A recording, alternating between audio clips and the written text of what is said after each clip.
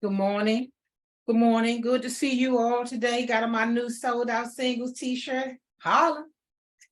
Listen, I hope this is a beautiful moment. I thank God for the rest I had. Still got some other things to take care of. But right now, I am super thankful. I'm always thankful when I hear the prayers and I hear the prayer reports and I hear prayer works, because I'm reminded that you and I are able to be witnesses. When you hear prayer works, you're able to be witnesses to the power of prayer. And you may not think that matters right now, but it will matter. It will matter one day when you come to the point where it is difficult for you to believe. So the title of this lesson is The Road to Unconditional, Part 1. It's the road to unconditional. And the reason why that is in my why in that, and why that's important to me, is because I've had to have several conversations, and I had to have several loving conversations, even though I'm in a space and trial of my own. But what this trial has taught me, I'm able to teach others. I'm able to help others to see sometimes how far we are away from unconditional. And you know, when Asia is the person who did prayer works. When Asia finished with her prayer works sharing, she said, she talked about all of the requests for prayer that was received by the person. But then she talked about, at the end, she made this statement. She said, and I believe he's going to get a job. And that reminded me of this point of being unconditional. And how for so long I could not talk about unconditional because I really didn't believe in unconditional love. I didn't think it was possible. I didn't believe. And the blessing about how God works with us is that sometimes you don't believe one thing, but you're on the road. That's why I put the road to unconditional. See, I thank God that he'll get you there. He'll get you there. The warnings will keep coming. The triggers will keep coming. All of those things, as Will talked about triggers out there, triggers that keep you from going unconscious, going back to sleep. Triggers let you know that something is happening. And if you deal with your triggers appropriately, you will see that. You will see that these triggers, and that way you'll see your triggers as helpers, you know, as the voice of your body. Anxiety and stress, that's the voice of your mind saying something's off. Fear, insecurity, jealousy, that is your psyche. Your spirit is communicating to you, your soul is communicating to you that there is something off in the love department of your spirit. Because when your spirit and you are moving and walking in love a certain way, and you understand love and you understand this life with God, jealousies and those things, they don't fit. When we insert ourselves and embrace a spiritual reality, when we live life like heaven rules, a lot of our it will dismantle our insanity. Because a lot of what we're dealing with when it comes to reality, and listen to this, you all, I can say this to you because I'm practicing this. I am practicing, I am yielding, I am surrendering, because once you start and you see, okay, you get that little bit of freedom in your spirit, you're going to want to keep doing it. See, this road to unconditional is, what is unconditional now, right now where I live? It's acceptance. If I am not in acceptance of reality, then how am I going to get to unconditional? So again, I couldn't get there the old way about unconditional love because there was too many off things going on in my space, and also I was still being ruled by certain thoughts.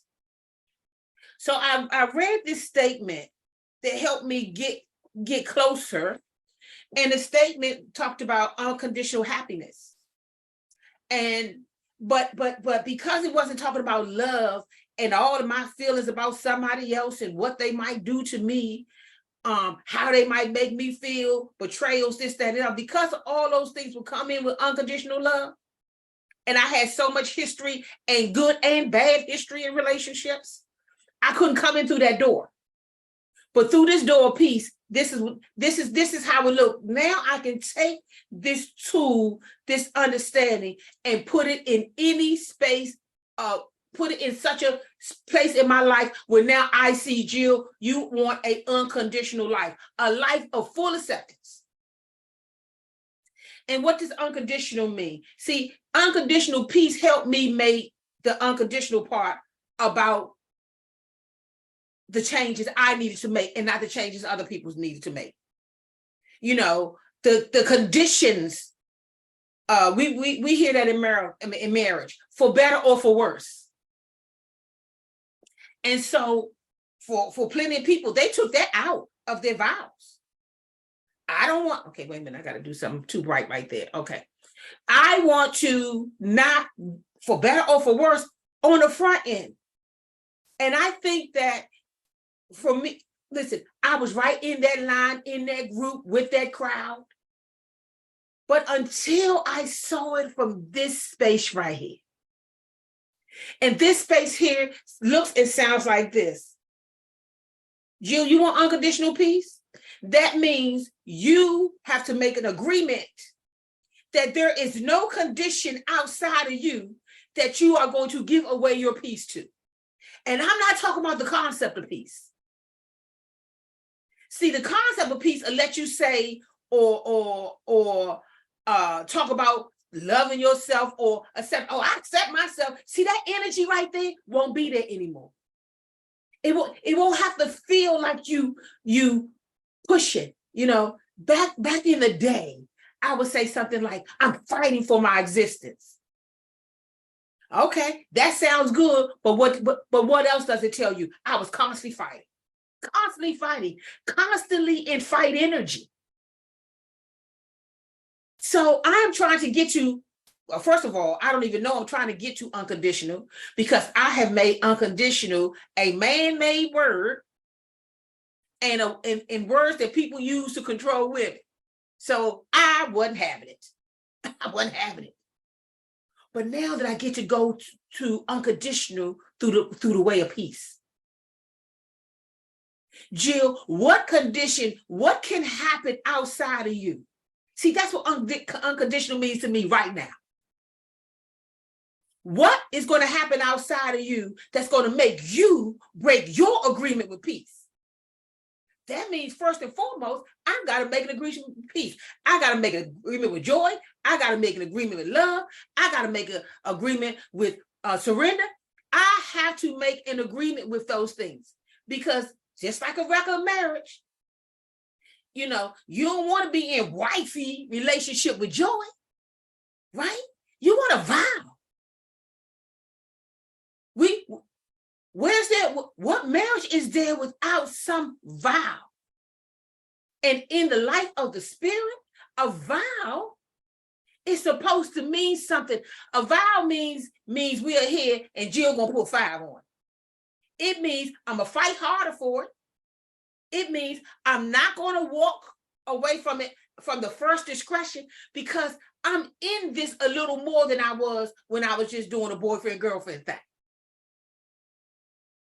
So this unconditional thing first has to start with me caring enough about something to form an agreement and an alliance with it. And so I decided to do that with peace. And meaning doing that with peace looks like what kind of power or place I was going to give certain energy in my life. Not your energy, My energy, my triggers.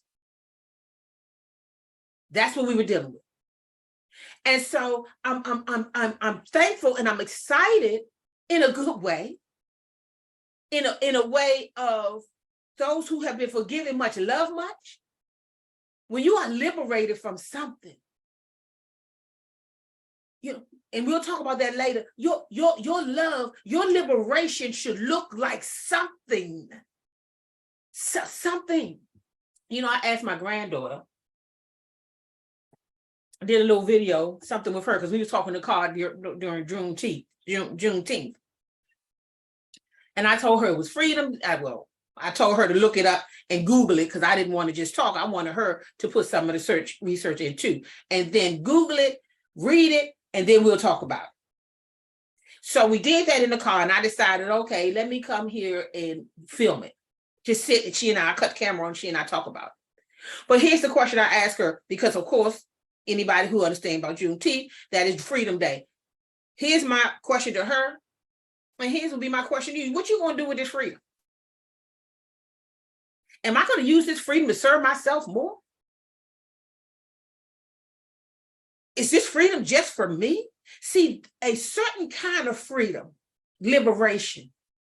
Okay, you know that old song about Shouting John? He said, hold my mule.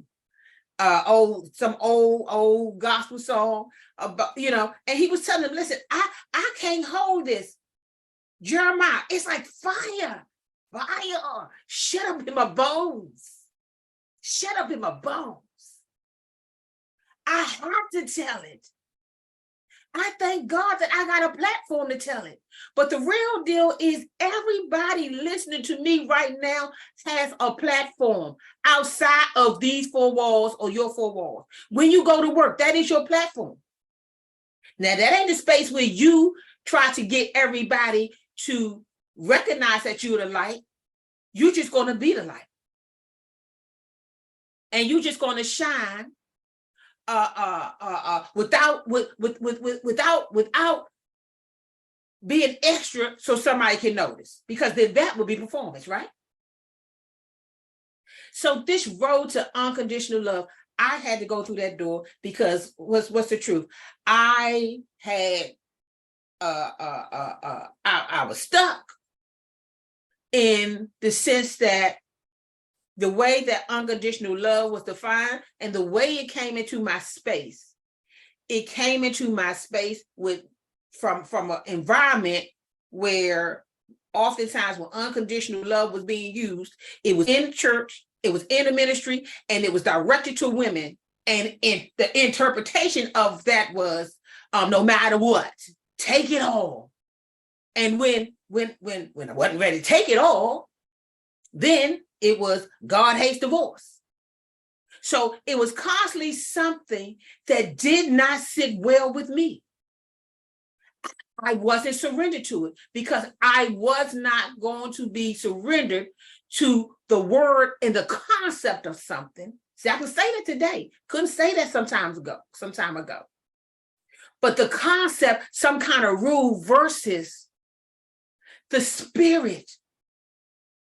And I thank God that he is faithful to getting you and I to the place where we're not just looking for truth, but for transformation. There's a lot of truth out there. But the real truth, the I am truth, is you. The I am truth is when you are transformed, it doesn't matter what anybody says. You know that you are. And when you fall back into an old way, because that can happen too, meaning an overreaction, you know that you've fallen back into that overreaction because that's how woke you are. You're so woke that you recognize every condition, the condition of me, my for better and my for worse, and I recognize them both as they really are, and I'm not afraid of either one of them. This is the door. Okay, I'm going to say it this way. The doors of the real church are open. Here's the door of the real church. It's open. Come in. Surrender yourself right now. Make yourself available. and go ahead and be willing to get on this road to unconditional, and then open up your mind, because we are renewed and transformed by the renewing of our minds. Open up your mind to this. There are a lot of things that we resisted that we couldn't surrender to because of the horse, pony, the boat, the bike it came in on. But what if you told yourself that unconditional has to do with you not breaking your agreement with the Most High? That you agree. And so no matter what somebody else does, it's no different. They ain't nothing. They are nothing but a replica of an adulterous man or an adulterous woman trying to get you to break some vows that you have made to the person that you're with. And again, trying to loop you, trying to get you to forget the value of your agreement. See, I've learned this. If you stop growing, whether it's marriage or personal, you're going to forget the things that were important to you, that kept you. So it's important that all of this takes place, and then we get on this road to what I call unconditional. Here's some notes that I had before I go to slide one. Don't go to slide one. See, what is conditional? What is unconditional? Non-resistance of reality. See, as long as I resisted the changes in my life, the changes in Duran, I resisted that reality, and I felt myself constantly kicking against it. See, this is why I can tell you all, this is one of my unconditional terms, moments. Listen, we're going to have to allow someone to be another version of themselves with dignity and love. We either removing dignity because we can't handle something, or we're removing love because we think it's costing us too much. But either way, thank you, Rhonda Ford. I don't feel slighted. See, this is my non-resistant reality talk. What helped me? It took another person with a special needs kid who clearly went through it, smiling, serving, offering herself. Never, ever, once in all the years I've known her, heard her complain. Did she share information before? Yes. But complain? No. See, that was a light that stayed on, so that when I needed, with all of what I think I have going on, what I needed, a transformation of myself was needed, and a renewing of my mind that had to happen. Just in a regular conversation, she said, I don't feel slighted. I got off the phone. I sat with myself, and I asked myself this question, Jill, do you feel like this is ruining your life? Do you feel like, come on now, everybody be real. Come on in, the doors of the church are open, Right now, when something is not happening just the way you want. How do you perceive it? See, here's where I'm just sharing, listen, if there's some prison bars right here and my flesh is behind those bars, right? Because maybe there's some feelings, maybe you're still in that space where your feelings and your thoughts are still wearing you out, but you can still let your spirit be free. Remember, when we clean the inside of that cup, the outside will be clean. That's the process of things. So what was my word? Not from Rhonda said it this way. Rhonda Ford is a good friend, a co-laborer in Christ. For anybody who don't know who she is. But the bottom line is, what did you take from that? This is your story. Mm-hmm. See, that put me on the road of non-resistance. Because I was going along, come on, the doors of the church are open. I was going along frustrated inside, hissing and huffing when I walked out.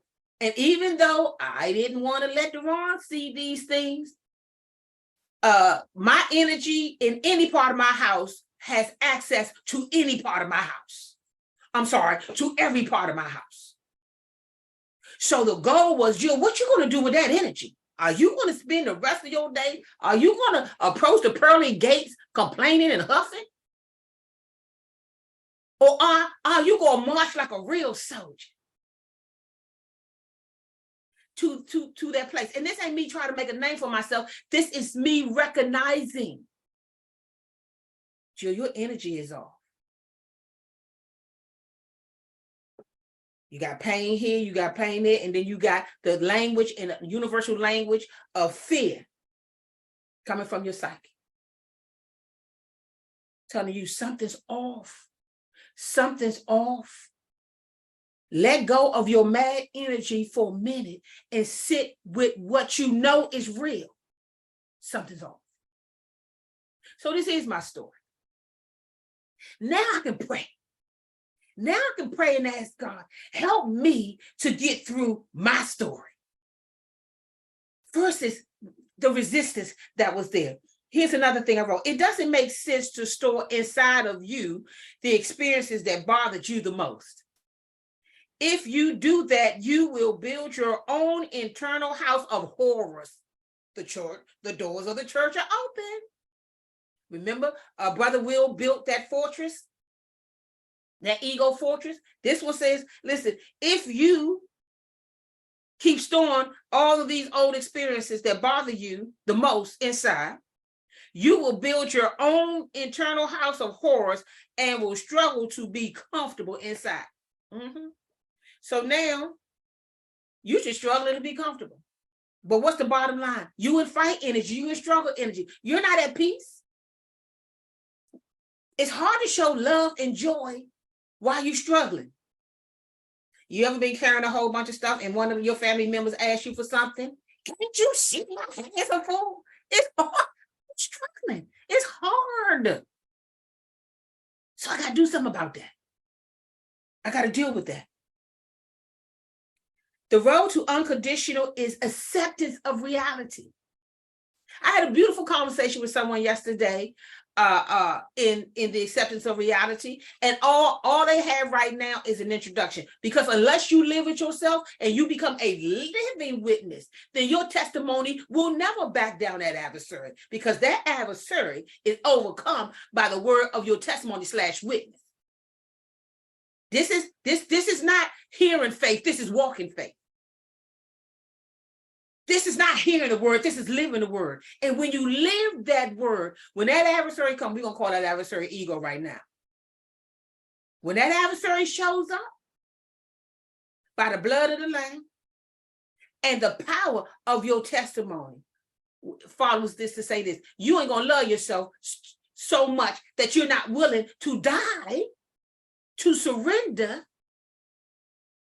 to something that is not serving you well. Or let's say this, it is so temporary that like an addict whose high only lasts a few minutes, you back out there in a few more minutes trying to get a dopamine hit, trying to get something to lift you up. And so now your joy is from the outside in and not the inside out.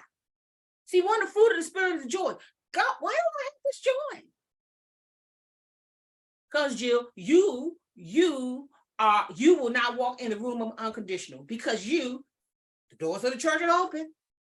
You have decided that unconditional for you means you lose. See, you think that means you lose. And I get it. I get it. This is how the world has dealt with us, especially women. We're gonna get the stink end of the stick. So no, don't put no for better or worse nothing in my vow.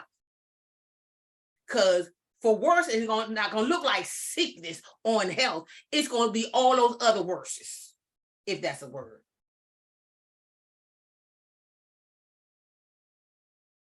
Triggers are helpers. The voice of our body. That's what your triggers are.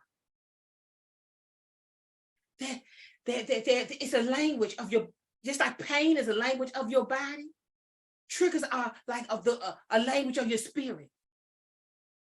To say something in the unseen world, something is happening that I don't see. I can't touch it. I don't know what it is, because triggers only let you know that it's something. It don't tell you what the something is. This is why we take those thoughts, those triggers, they come because we had a thought, then our feelings follow that thought. And what does the word of God tell us to do? Take that thought captive and make it obedient to Christ. We you know what we do? We take those thoughts captive, but then we don't make them obedient to Christ. Truth. Not our truth. Because at that moment, you think your truth is how you feel. This is my feeling. They told me I should express myself. Don't let the ego trick you to make you think that you should say everything you feel to everyone, and everyone has to, other people have to allow their space to be invaded by the work that you can do. I used to tell women this, married women back in the day, when you get into a space and you feeling something real, call one of your girlfriends first. Talk some of those emotions out and down before you go put them on a man who just gonna try to fix you. Then you go get mad, I ain't asked you to fix me. Well, that's how his brain works. He's gonna fix it. You don't care. No, I care.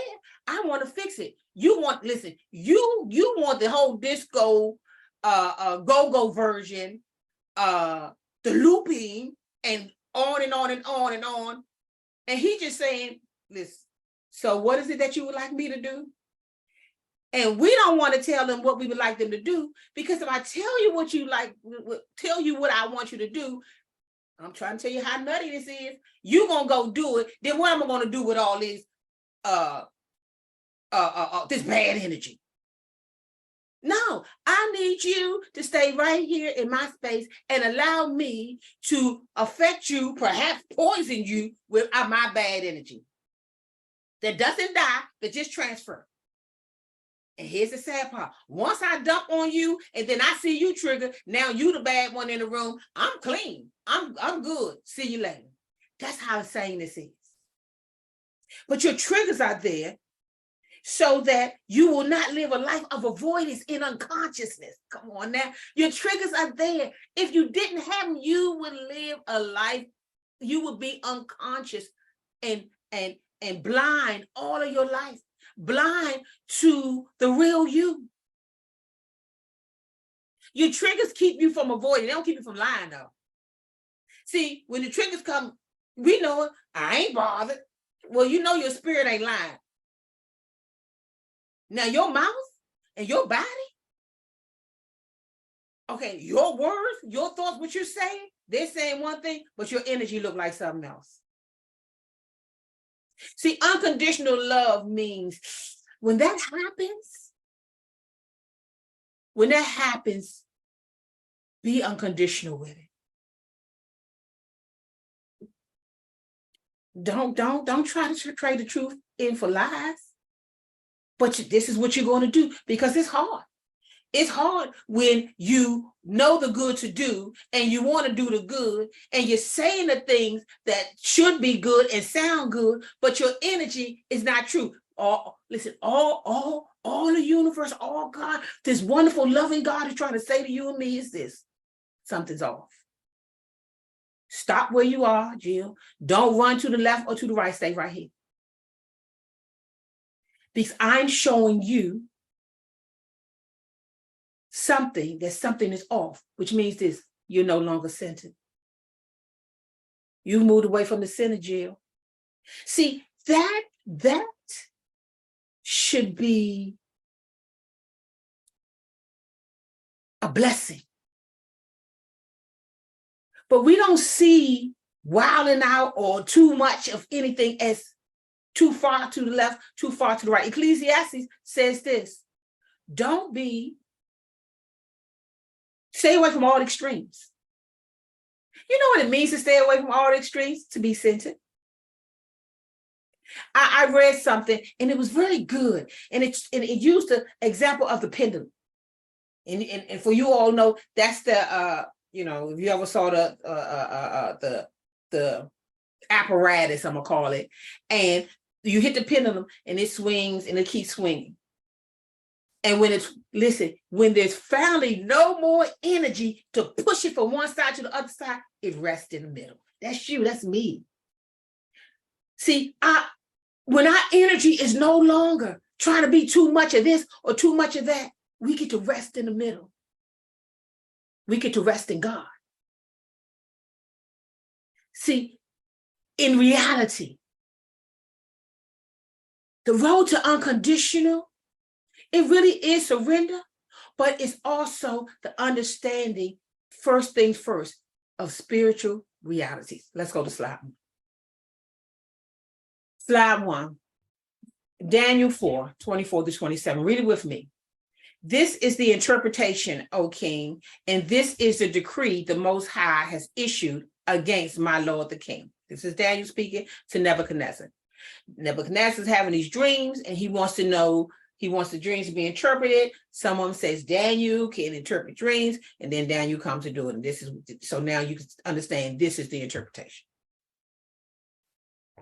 Verse 25. You will be driven away from people and will live with the wild animals. See, right in the net, Daniel, put a sock in it. I don't want to hear that. But you got to hear this. You got to let these things happen, and I'll show you why. And it'll show you why. Since you will be driven away from people and will live with the wild animals, you will eat grass like cattle and be drenched with the dew of heaven. 7 times will pass by for you until you, here it is, until you acknowledge that the Most High is sovereign over the kingdoms of men. Men have kingdoms. Okay, wait a minute now. Over the kingdoms of men, and gives them to anyone he wishes. Listen, this is right here. Take that down for a minute. See, when you get to the point where you can accept this, that the sovereign Lord is Most High is sovereign over the kingdom of men and gives them to anyone he wishes, jealousy, insecurity get lost in this. See, insecurity means that oftentimes when people, because it's also a lot of times it's based on comparison, insecurity begins to mean I compared myself with someone else, I looked at their life, and I decided that somebody must have stole my life because they ain't no better than me. Isn't that the word out there? I mean, they ain't no better than me. How come they can do it and I can't? I'm going to say it again. For you to acknowledge that the Most High is sovereign over the kingdom of men and give them to anyone he wishes. That's reality. And when I don't live like that, what did John the Baptist say? A man can only receive what is given him from heaven. If I'm not willing to put myself in the reality of this, that God is sovereign, and that me chasing things will never mean that I will be fulfilled,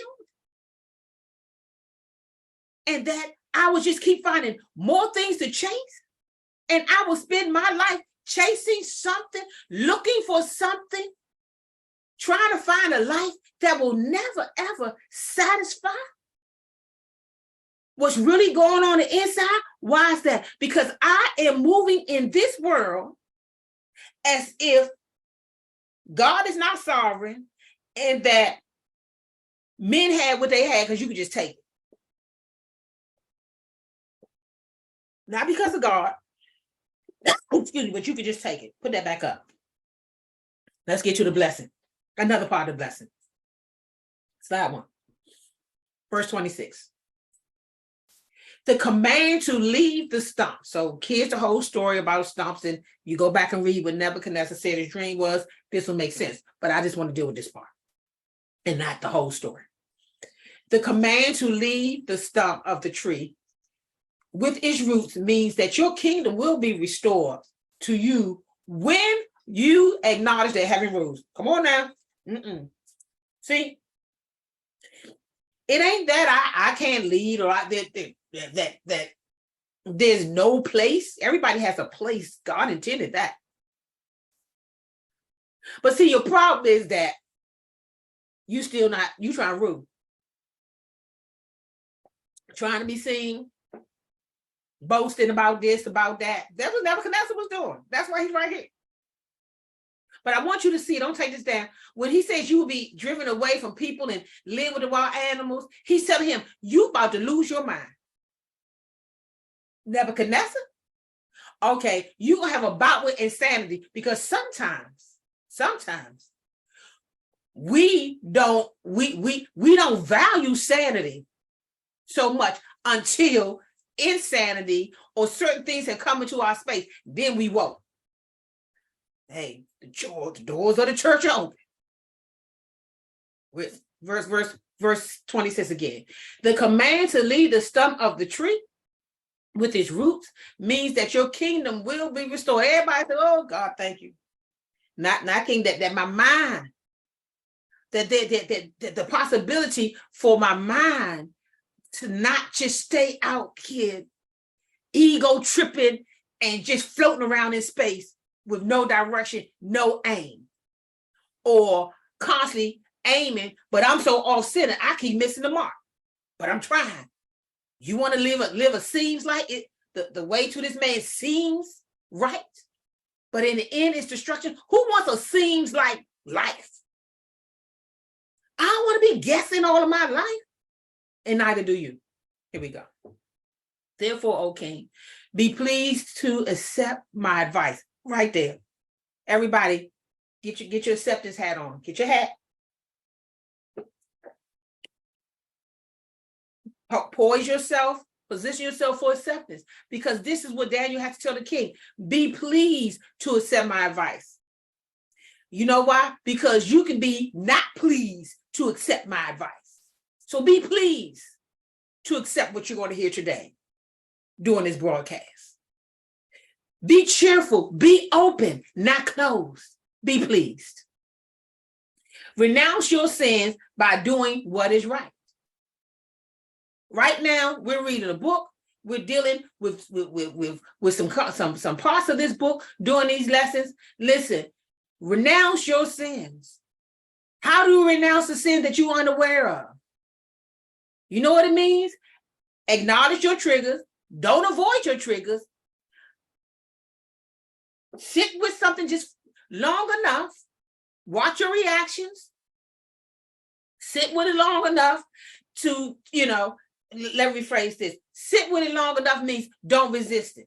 All you have to say is something going on, and that's it. Because sometimes the root of what you have dealing with and why this thing is in your space, because you have avoided it so long, it's so deep, it takes layers to get to why you have that off feeling. I'm a living witness. Here we go. Renounce your sins by doing what is right, and your wickedness by being kind to the oppressed. It may be that then your prosperity will continue. Take that down. The doors of the church are open. See, every time I tell you that, people say, wait a minute. People say, put money at the apostles' feet. I ain't asking you for money. I'm asking you for something more valuable than money. Your acceptance of the truth. So when I say the doors of the church is open, that's like somebody saying, put your money at the apostles' feet. No, I know better than that. I know when you put your money right there, you will walk back with this. That money ain't gonna do. That money ain't gonna change nothing. All it gets you to do is react and respond to the moment. What do we know about the parable of the sower? I think Will dealt with that on one of these Sundays. That there is a time when the seed is sown and everybody's excited about it, right?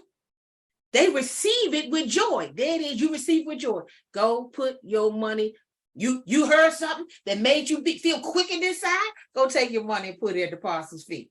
Go receive it with joy. But what did Jesus say about that? He said, but it didn't produce no fruit, because the minute persecution came, because the outside act didn't match the inside change. Persecution came in and stole and snatched all of that thing. And then when you looked in the mirror again, according to that James scripture that we'll use, you looked in the mirror again and you forgot what the change you look like. Because sometimes we celebrate the wrong things. We celebrate feeling over being. We celebrate a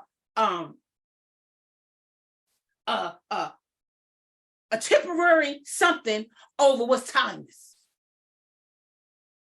That's why Jesus told his own disciples when they came back all happy, doing that little thing. I think Dougie and whatever they was doing that little something. Because in Luke, even the demons listen to us. Jesus said, "Hey, listen, wait a minute, I saw Satan fall. So listen, y'all see me doing that? What's the mission?" He said, no. Don't celebrate that. Don't celebrate that the demons left or listen or you was able to shift that energy. Don't celebrate those moments. Be glad your name is written in the book of life. Why is that? Because there's going to be a moment that demon going to win. Y'all know it's true. Y'all know it's true. There's going to be a moment where that ego wins. And you better be glad that God is right there saying, let's try it again. Don't forget your agreement. Remember, we got a covenant. Just don't let that ego have you or that adversary have you walking in resistance and disagreement to what you agreed with called covenant. You will be all right. God said, I will finish that work. I will see to it by your triggers. I will send you warnings and signs and things to let you know, Jill, you off. Draw near to me now. You off.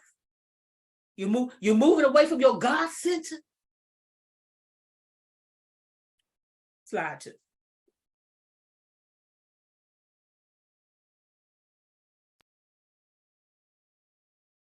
So we just read Daniel 4:24-26. That was what Daniel told him about the dream. Now, this is at the end of that time when all the things has happened in Nebuchadnezzar, and he's getting it. Okay. So now, verse 34. At the end of that time, I, Nebuchadnezzar, raised my eyes toward heaven. At the end of that time, where I'm tripping. I was ego tripping. My mind, I just, this world turning up, popping my collar, seeking approval, all of those things happening. All Daniel was saying to him is, all that's going to happen. Because at this point, that is how you have set your life up, because that's what you've been paying attention to. Those are your those secrets, they're in there. But when you live off sinning long enough, listen, drug addicts don't want to, they get the drugs because at this point they're way off sinning. But for the few of them that I do know, none of them have ever lived like this is really what they want to do all the time. They're at the point that this is what they have to do all the time. And if they could give that back, they would. And not be that possessed and overtaken by something, they would. But they on another road now. Now they got to fight their way back. It ain't as easy. The fight was easy when somebody offered them the drugs and they right then and there they had an opportunity to say yes or no. And they didn't. They said yes. Now they got to fight their way back because they said yes.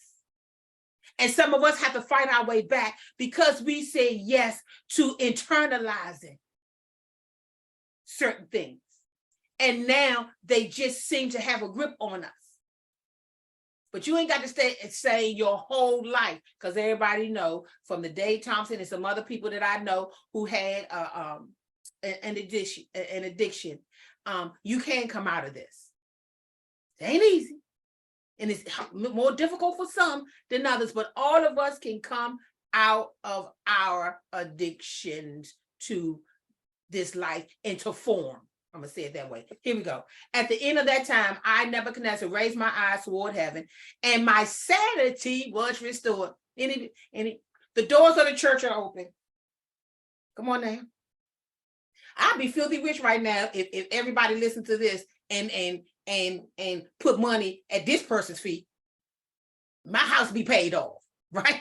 But I'm not asking you. I'm asking you to give God, get a Caesar what is Caesar, but get a God what is God's. Get a Caesar what is Caesar. Whose face is on that money? Whose image is on you? In you. Get a God what is God's. Right now, the doors of God's church is open. You want your sanity restored? Right here. Right here. Yes, God. But you're not going to want your sanity restored if you still claiming not to be insane. See, you got to be honest. I'm tripping. I'm ego tripping. I'm on something else. God, I ain't at your center. Or I'm at some center, but it ain't God's center. Here we go. He says, at the end of that time, I Nebuchadnezzar raised my eyes toward heaven, and my sanity was restored. Ooh, how does your freedom? What are you doing with that freedom? Then I praise the Most High. Is that what you do? I honor and glorify him who lives forever. Is that what you did with your freedom? Is that what you're doing with your freedom? His dominion is an eternal one. You know what, God? Somewhere along the line, I was living like this thing was temporary versus timeless. His dominion is an eternal one. Your dominion, man's kingdom, is temporary. His kingdom endures from generation to a generation. 35. All the peoples of the earth are regarded as nothing. There it is.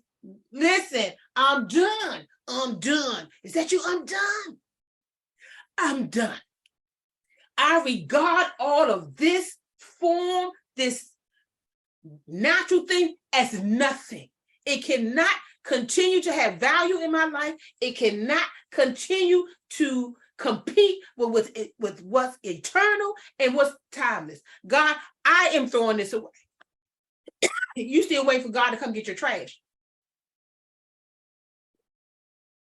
God, I ain't saying I can make you trash can, but I tell you what, I'll do a little something. I'm gonna put this trash out. I'm gonna sit outside the door.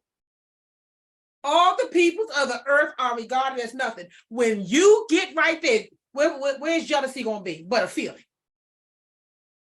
What is insecurity gonna be? But a feeling. What you insecure about? I mean, all of us insecure about something, meaning that we're not confident about something that we don't know.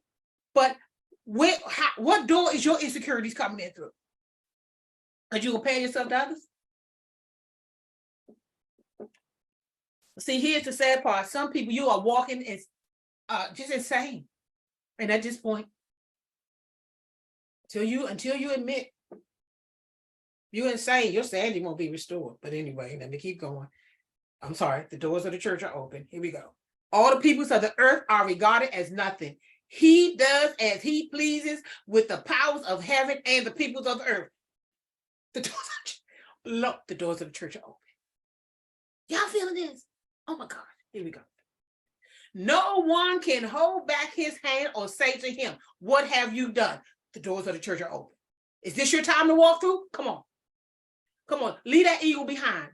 Get off of that ego trip, girls trip, man trip. Get off of that trip. Get on the road to unconditional. Listen, no one can hold back his hand or say to him, what have you done? What y'all saying to God? What you doing? See, you know what my resistance to reality says?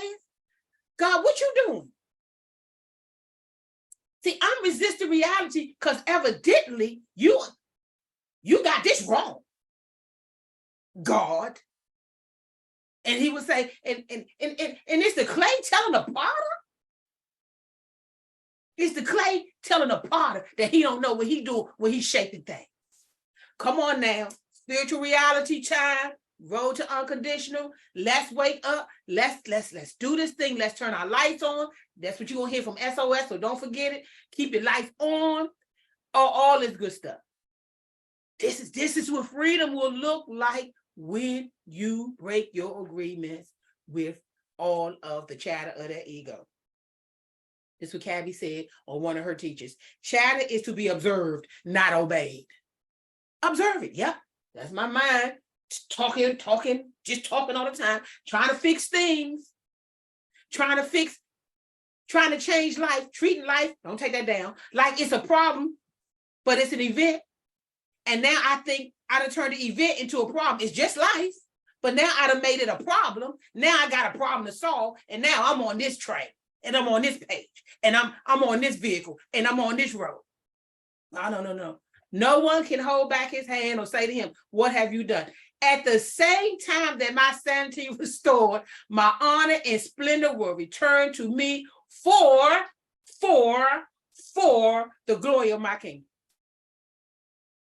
At the same time that my sanity was restored. This is why you want your sanity restored. This is why you don't want to keep thinking that your ego and your thoughts are who you are. Here's a note I wrote to myself. Your thoughts might be what you've been through, but they are not who you are. Your thoughts are what you have collected over the years in all of your experiences. So your mind keeps talking about it. Your mind ain't talking about what's happening right now, because right now is not in your memory yet. But what your brain is constantly, or your mind and all that chatter is constantly talking about is what happened before, when the last time you felt like this, and all it does is go back and get all of that old, all those old memos and letters to yourself and things you hid, stored, and filed. And it keeps going back and get that old stuff. Listen to this. My advisors and nobles sought me out, and I was restored to my throne and became even greater than before. Is that you? Listen to this. You know, get off of the king and the throne, and everybody want to put a crown on their head, on their physical head, right? But got a hole in their spiritual head, hole on in your soul, but got a crown on your head, and queen this and queen that. Listen, come on now. Queen of the soul, king of the soul. That's what we're going for. Transformation, not just truth. Here we go. My advisor and nobles sought me out. This is what will happen. You ain't got to worry about this. And I was restored to my throne. Listen, God said, listen, I'll draw men unto you. But you keep trying to get me to draw men into your insanity. No. Here we go. Now, Nebuchadnezzar, here's our declaration. Go on back and get that agreement.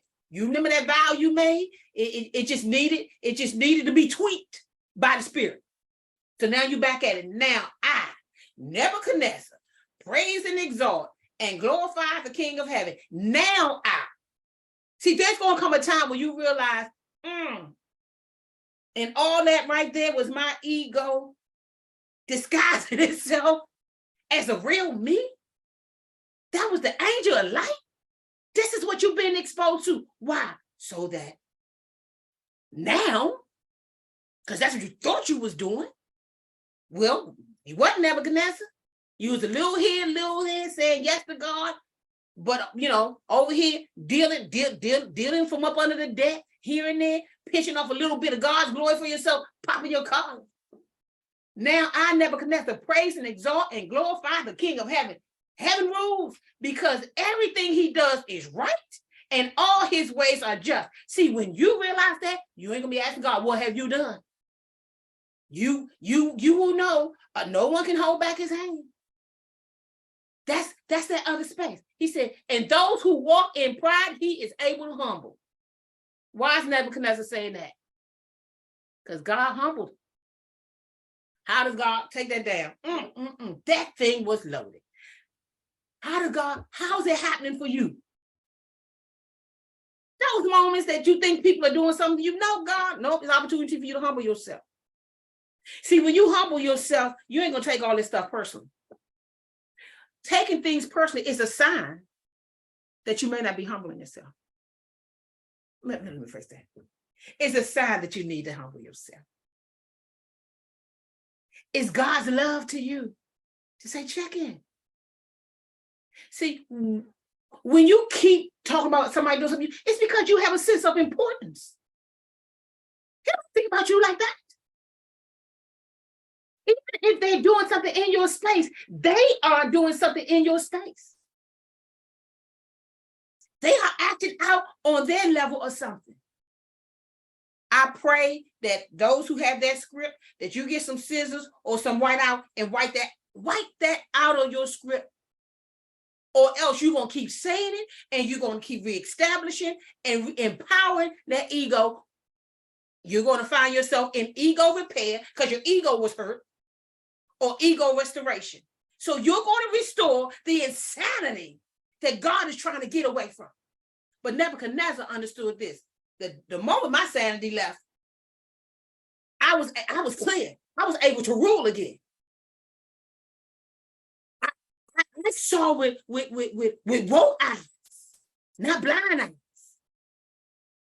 I'm not unconscious anymore. I'm conscious.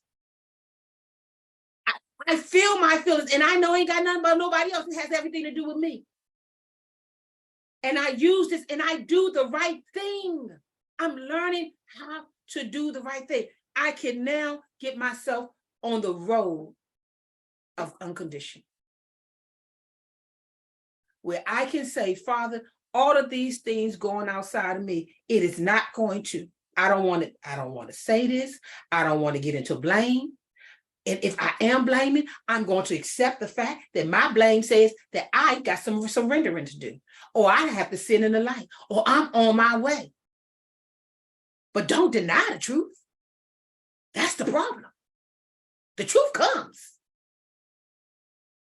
Don't need no any defense. When you frustrated, everybody, doors of the church are open. When you're frustrated, even though you're not at rage, when you're frustrated, irritated, when something got on the inside, you know it. You know it. We just try to talk around it and defend it. The truth says you can do that. You can run from me. I'm not going to change being the truth because you're avoiding it.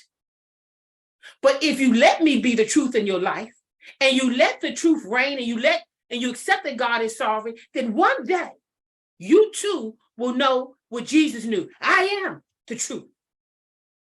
Because you are now transformed into the likeness of God's Son. In Hebrew, the word son, or if you saw the picture of son, what you would see is a part of is a tent. Because what they saw in the word son is, I'm the one who's going to carry out the Father's will. That's what a son does. And one day, you will be that real child of God in real time, where you will know that you are this. You are truth. I am light. Mm-hmm. If the kingdom is reigning, and if God's kingdom is ruling, because that's what it means. If heaven is ruling in my life, and if heaven is ruling through me, then all those things are true. You're going to be, you are the way. You will be. You know why? Because the way is in you. Can you, excuse me, really keep in step with the Spirit and not be in the way? In the way or the way? If the Spirit is leading you and you keep in step in the Spirit, what you're telling people, this is it. This is it.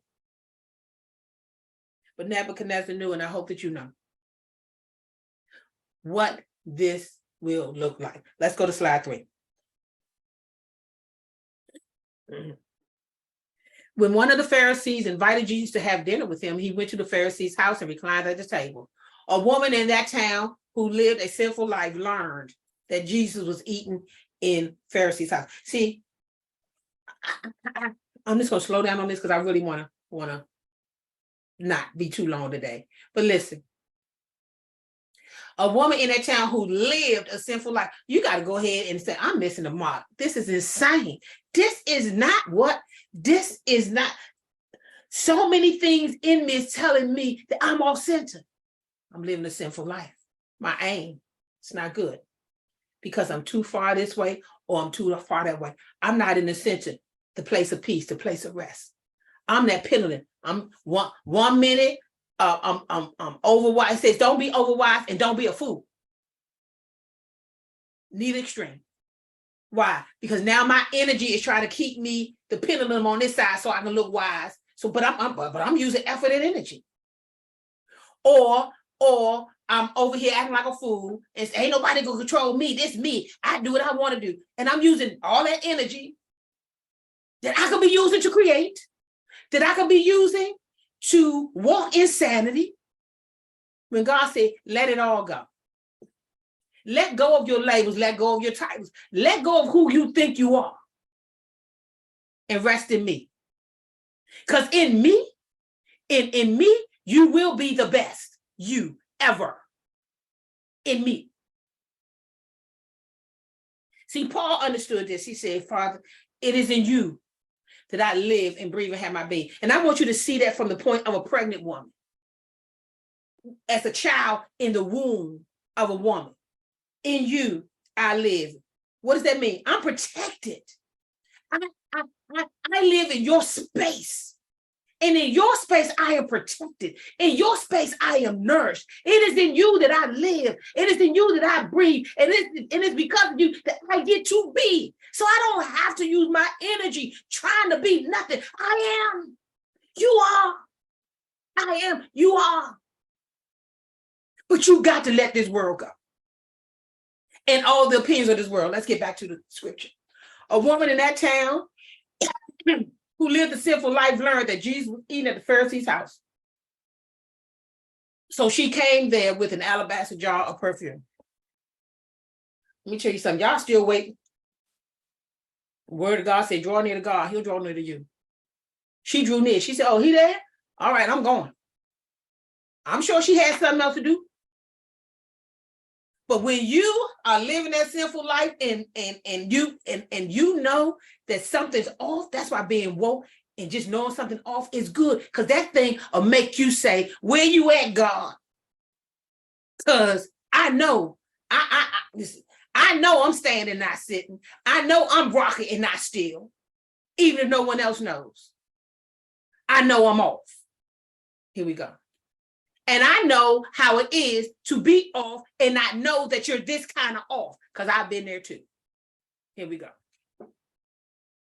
As she stood behind him at his feet weeping, she began to wet his feet with her tears. You know how many people in that room said, what she think she doing? She wasn't even invited. She gonna come crash in the party. When you listen, when you insane, and you know that you insane, you gonna be the wedding crasher, the party crasher, I'm sorry, y'all gonna be all right. I gotta get to this one. This is my moment. This wasn't her moment to be what should I say, wiggling, but worshiping. Here we go. As she stood behind him at his feet weeping, she began to wet his feet with her tears. Then she wiped them with her hair, kissed them, and poured perfume on them. When the Pharisees who had invited him saw this, he said to himself, if this man were a prophet, this is why you can't be messing with me. Look how somebody else perceived the situation. And look how they put it on. If he was a prophet, if he was this, if she was that. Here we go. When the Pharisees who invited him saw this, he said to himself, if this man were a prophet, he would know who is touching him and what kind of woman she is, that she is a sinner. And if they had said to her, she would have told, I'm here because I'm a sinner. See, that's the problem. Everybody trying to be someplace like they done arrived somewhere. Oh, I'm here because I'm a sinner. Saved by grace. No other reason. That's why I can't boast. We'll talk about that in a minute. Jesus answered him, Simon, I have something to tell you. People, Jesus has something to tell you. Tell me, teacher, he said, come on, doors of the church is open. See, look at Simon. Simon did the right thing. Tell me, teacher. Some of us, he can't say nothing to me. I know what I see. Ooh, listen, I see the spirits in your house running. See them running. Let's pray for the people at the 7-Eleven and the Safeways near your house, because somebody is about to feel something because them spirits have left your house and they ran and they looking for somebody. All you can do is say they can look for somebody, but don't come back knocking on this door, because I am reestablishing my agreement with God. Yep, you reign.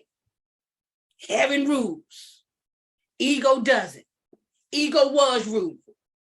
But now I declare heaven rules, and I surrender to get to this road of unconditional where heaven rules, where reality is, where I accept it. Here we go. Tell me, teacher, he said, 2 people owe money to a certain money lender. One owed him 500 denarii and the other 50. Neither of them had the money to pay him back. See, first of all, you got to get right there too. You know what he's saying is, you don't have it either. You couldn't afford your deliverance either. Now, ain't nobody had money to pay their way out of this. That's why you go put all your money at the hands of the feet of the apostle if you want to. I'm saying, if you're gonna do that, please don't think that's the be all end all. Because the end all is not where you lay your money. Caesar, the money with Caesar's face on it. It is what you're doing with God's currency, what God paid for, what God valued. And that's your soul and the soul of everything he created. So if it doesn't get into that space, okay, it sound like Arnold Schwarzenegger. You'll be back. You'll be back. Put more money at that feet. Go home. Them spirits still ruling and reigning in your house. Put more money over here. So I say, until you stop trying to pay that debt that way, you're gonna be in trouble. Neither of them had the money to pay him back, so he forgave the debts of both. Now, which one of them will love him more?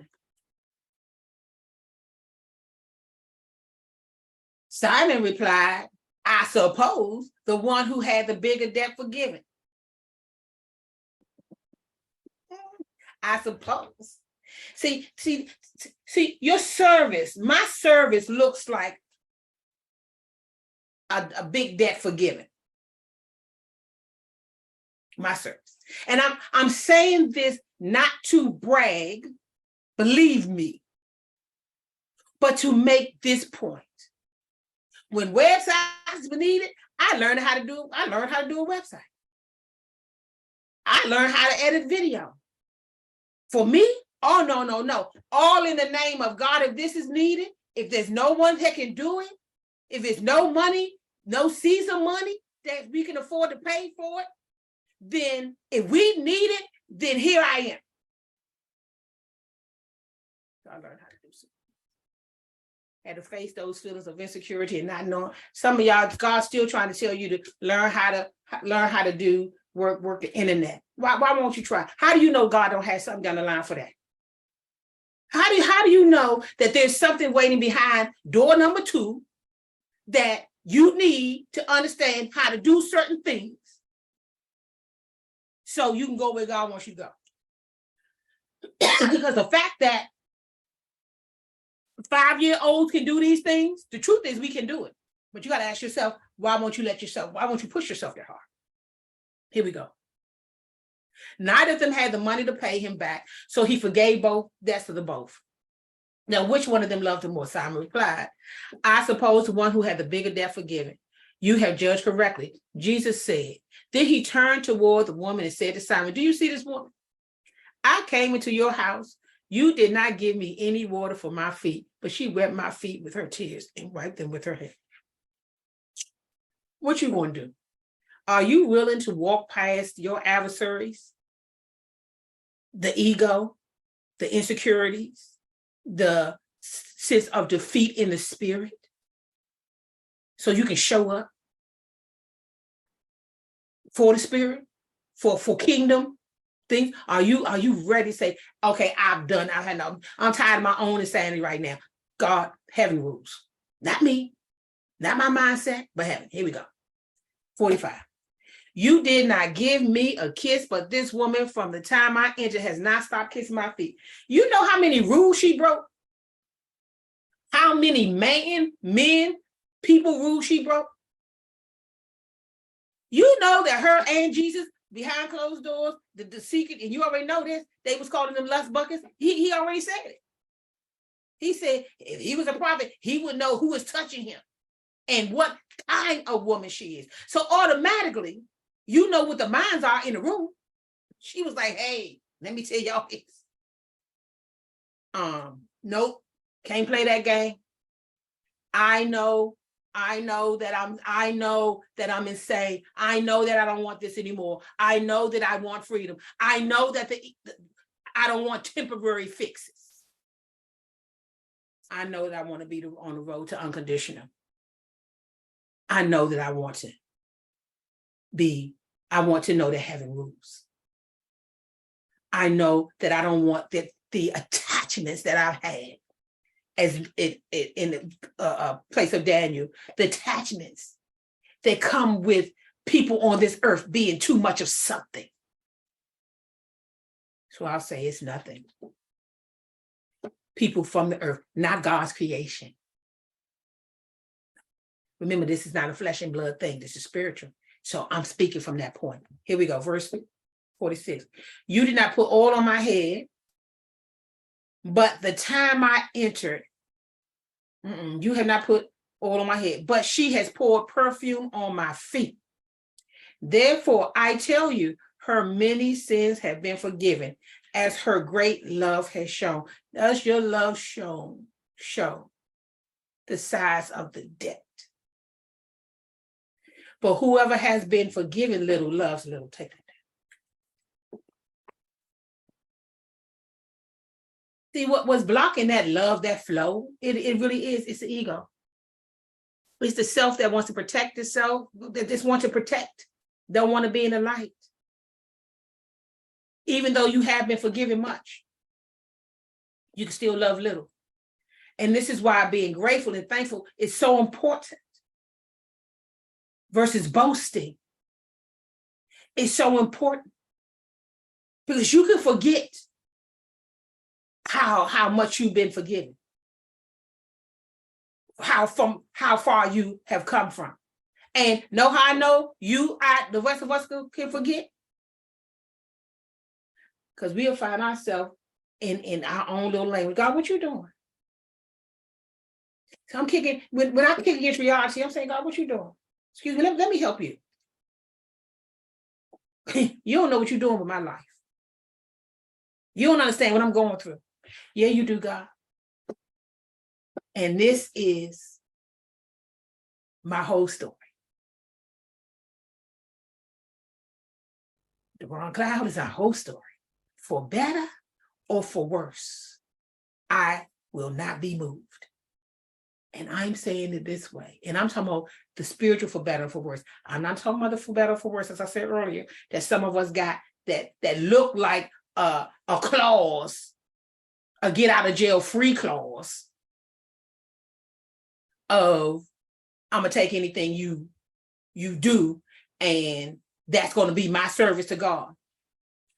Listen, let's go to slide 4. I ain't done, y'all. We getting there. Slide 4, acceptance and non-resistance. Acceptance is best understood as non-resistance to reality. I've already said that. Listen, you want to say you're accepting something? This is how you know you're not accepting it, because you are resisting reality. How do you know you're resisting reality? Because you're stressed. You're anxious. You ain't anxious about right now, this moment. You're anxious about what's on the other side. How you gonna be anxious about a moment that you're in right now, present? You don't have any history in this moment yet. Acceptance is best understood as non-resistance to reality. Try as you may, no one can make an event that has already happened not have happened. Right there, the doors of the church are open. Ooh, this freed me. Here's the truth. In simple, practical words. Really, no one can make an event that has already happened not have happened. This is the problem with the past. Your only choice is to accept the event or resist it. Which one you doing? Ain't nobody gonna hurt me. It ain't gonna happen to me no more. Don't worry about me. I ain't gonna. Okay, well, is that what you're gonna do? Is that what you're gonna do with your creative energy? You're gonna spend time trying to change something that the minute you back away from it, it's gonna turn back into its original self. The doors of the church are open. Here we go. You are lost thinking the world outside has to be a certain way for you to be okay. Why am I saying this? Is my statement of unconditional. Why am I kicking? Why can't I get paid? Because I have to lose these thoughts that I created for myself. You're lost thinking the world outside has to be a certain way for you to be okay. See, that right there says I'm not okay because they have more than me. I'm not in acceptance. There's a problem. The world has to be a certain way. So since it's not the way I think it should be, I'm gonna take it personally. I'm bothered with you because you are not in my will is not your will. And you have crossed my will. You have crossed the line. You have crossed my will. And I would have done this. You did this. And now you doing something to me. No. You operating like you. They operating like them. You can get into an unconditional space. People doing what people do.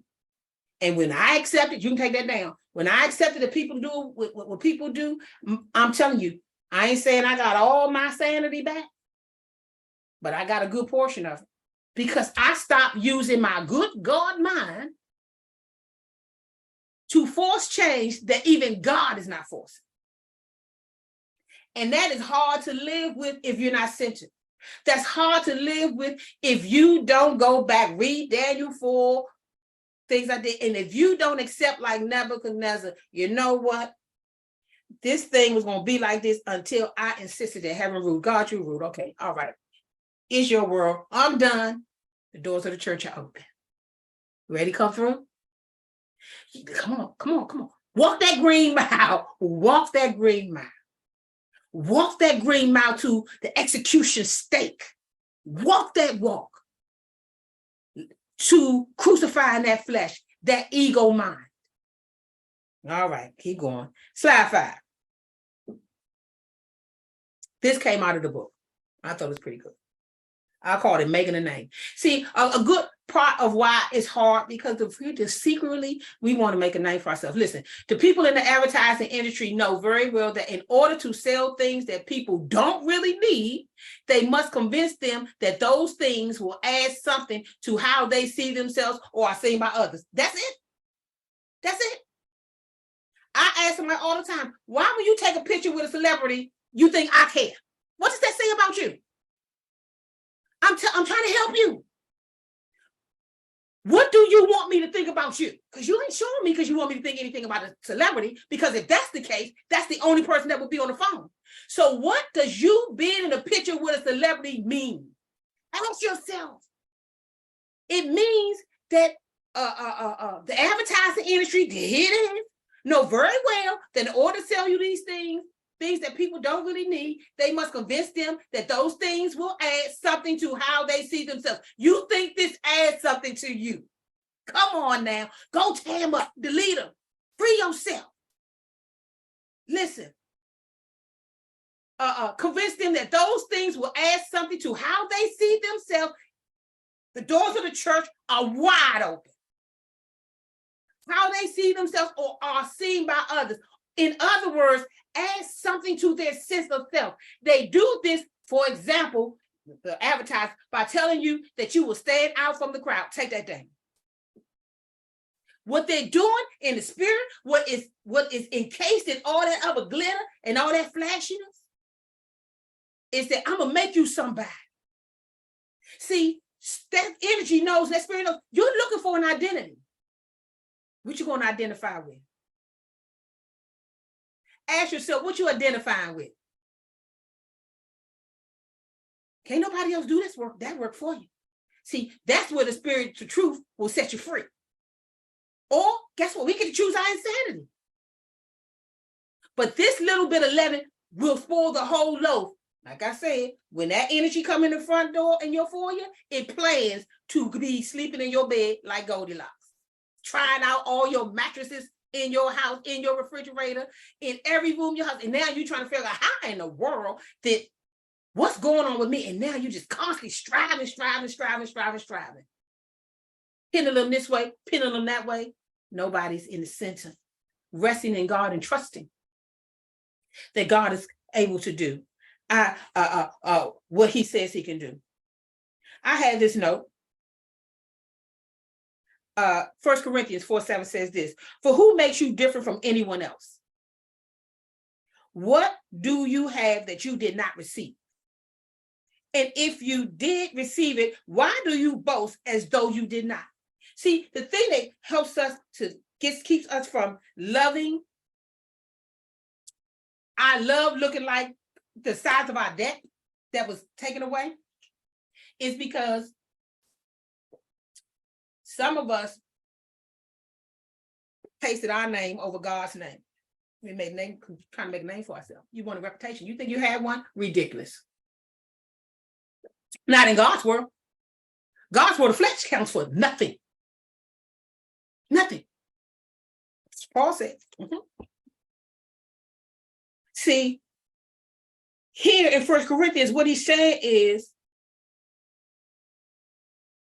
if what you received is a gift from God, if this is your deliverance, if this is your testimony because you were insane and your sanity was returned, because for real, you made an agreement with God. God, if you get me out of this, you ain't got to worry about me. God said, okay. But you know there is more than this little bit of me that you want me to worry about. There's some other things that can put you back on that other road. I'm coming for them all. If we are in relationship, gosh, I'm coming for them all. Here we go. For who makes us different from anyone else? What do you have that you did not receive? See, that's when you make a name for yourself. You know, Jesus didn't even come in his own name. I mean, for real, right? What do you have that you did not receive? This is what he's saying to them. So, and if you did receive it, this is 1 Corinthians 4:7. And if you did receive it, why do you boast as if you did not? Why are you talking like you wasn't in that corner crying like a baby saying, God, please, baby, please, God, please, please, please. And then God came and opened some doors that you didn't stop for a minute and reassess and appeal to something bigger than beyond the limits of yourself. And then heaven opens its doors, sets you free. What did he say to the children when they came out of the wilderness? He said, I gave you the health so you can get the wealth. This is what's happening, but I sustained you during times of trouble. I kept you. You lived and breathed and have your being in me. Why do you have that? What do you have that you did not receive? And if you did receive it, why do you boast as though you did? The doors of the church are open. Come on, y'all, let's get free.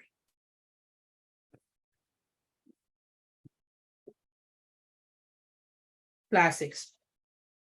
Says this, read it with me. Now listen, you who say today or tomorrow we will go to this or that city. See, that's it. Listen to the energy.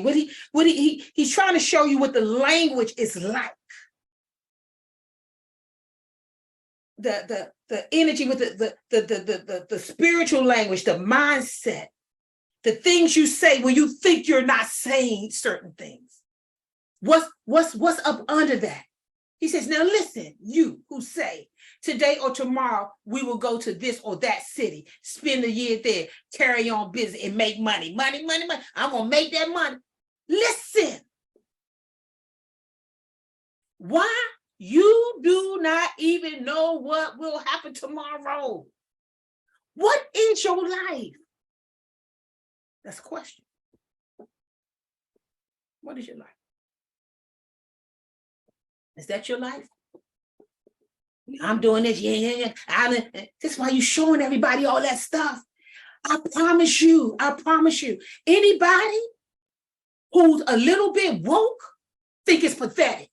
They think it's janky. Listen, I'm gonna tell you the truth. Let me take those words back, because those are harsh words. They think it's inauthentic. That's the best word. Ain't nobody got time to do the work of the spirit of truth, when the spirit of truth is always going to tell you the truth and you're avoiding it. Why am I going to come in? What am I going to do? Here it is. Why you are a mist that appears for a little while and then vanishes. What is James trying to get somebody to see? Let me tell you something. Your sense of importance, the idea that you can make a name for yourself.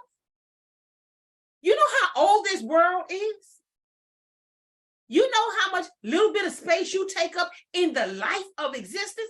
You are a mist that appears for a little while and then vanishes. Now, somebody's going to hear that and say, oh, I've been taking myself too seriously.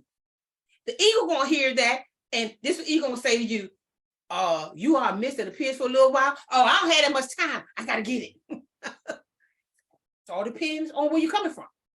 Verse 15, instead, you ought to say, now this, if it is the Lord's will, we will live and do this or that. He didn't even give you the specifics.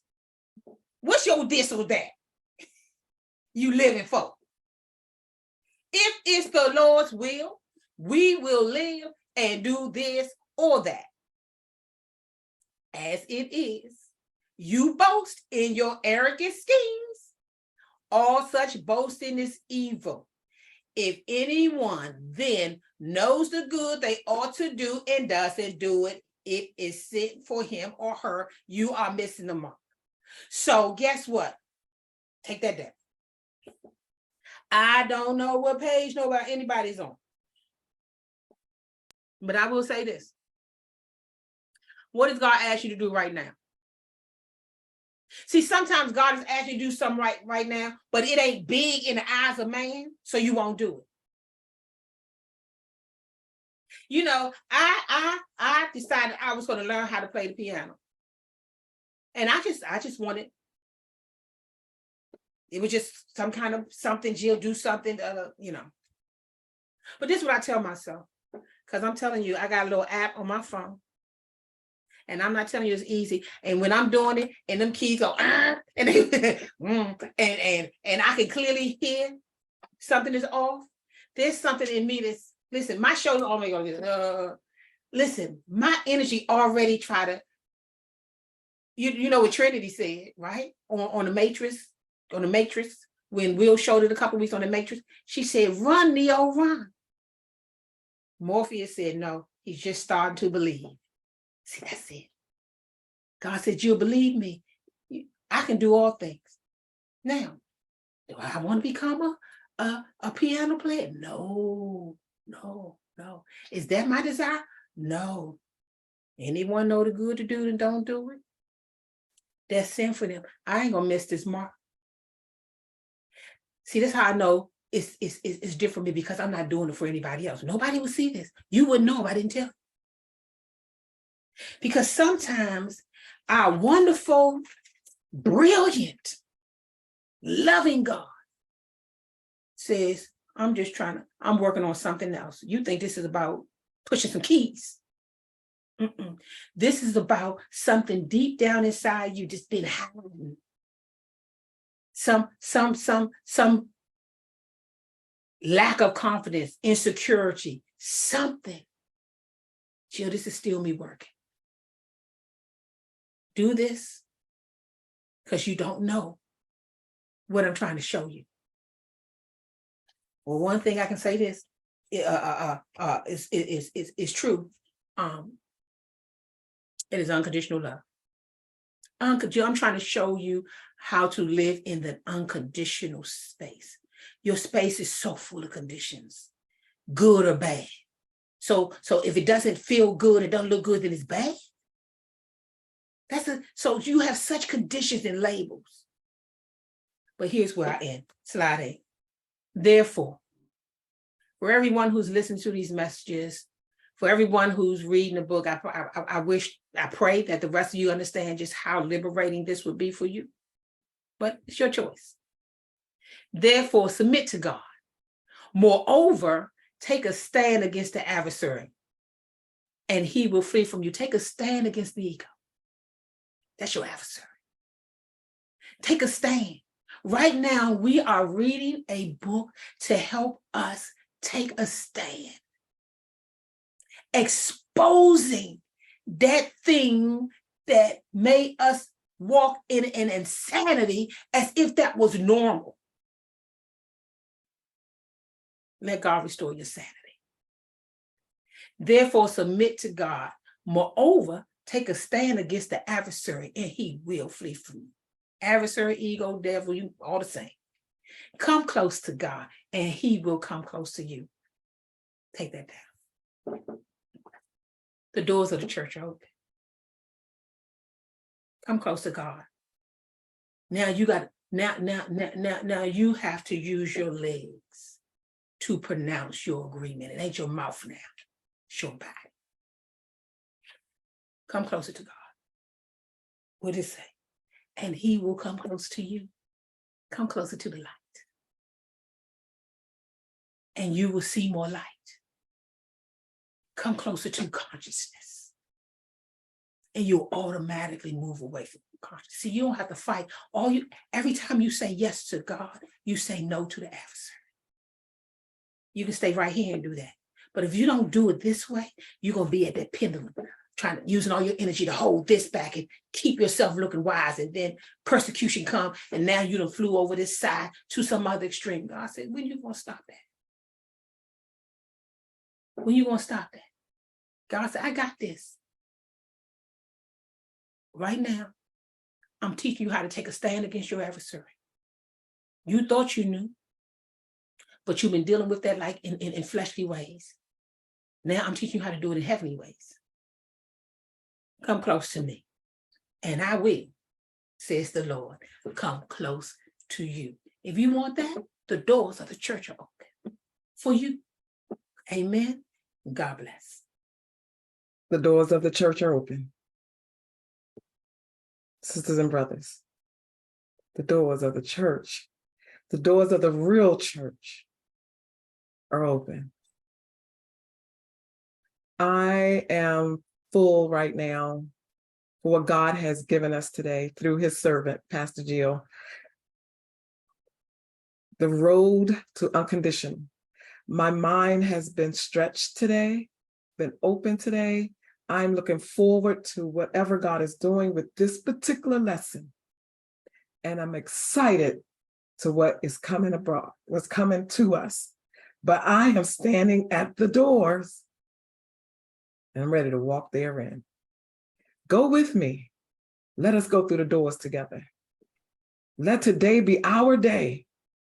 If the Lord's will, let's do this. Wherever you are, that is your altar.